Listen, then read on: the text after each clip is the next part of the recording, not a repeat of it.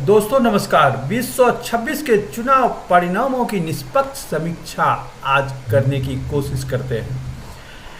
मई 2026 में हुए प्रमुख राज्य चुनावों में पश्चिम बंगाल, तमिलनाडु, केरल, असम, पुडुचेरी के नतीजे भारतीय राजनीति के लिए बड़े बदलाव लाने वाले हैं।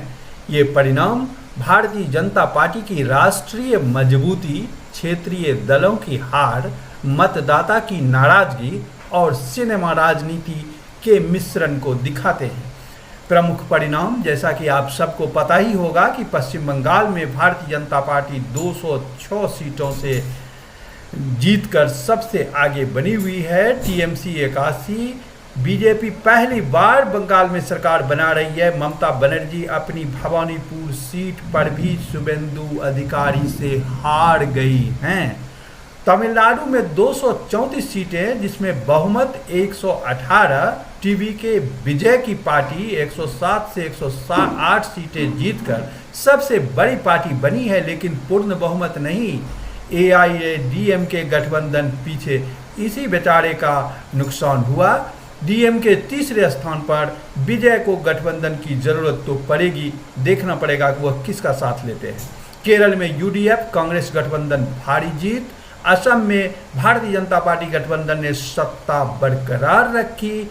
पुडुचेरी में एनडीए की जीत। भारतीय जनता पार्टी ने असम और बंगाल में मजबूत प्रदर्शन किया, जिससे उसकी राष्ट्रीय स्थिति मजबूत हुई है।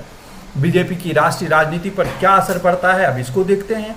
बंगाल में पहली सरकार बनना ऐतिहासिक परिवर्तन है दोस्तों। पूर्वी भारत में विस्तार शुरुआत तो इसने कर दी थी असम से ही, लेकिन इस बार पकड़ और मजबूत बनाते हुए असम और बंगाल बीजेपी को 20+ राज्यों में सत्ता या प्रभाव देता है। 229 लोकसभा के लिए मोमेंटम भी मिलेगा। राज्यों से संसाधन और संगठनात्मक ताकत भी बढ़ेगी। मोदी शाह की रणनीति हिंदू एकता, विकास और एंटी इनकम्बेंसी काम कर रही है। जो विरोधी हैं उनका कहना है कि भारतीय जनता पार्टी तानाशाही की ओर बढ़ सकती है।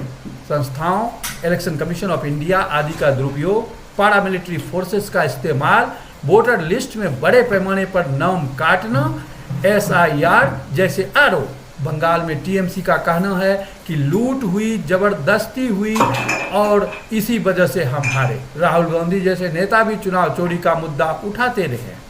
अगर तटस्थ रूप से देखा जाए तो बीजेपी का विस्तार लोकतांत्रिक जनादेश का नतीजा लगता है। उच्च मतदान प्रतिशत, लेकिन क्षेत्रीय असंतोष। टीएमसी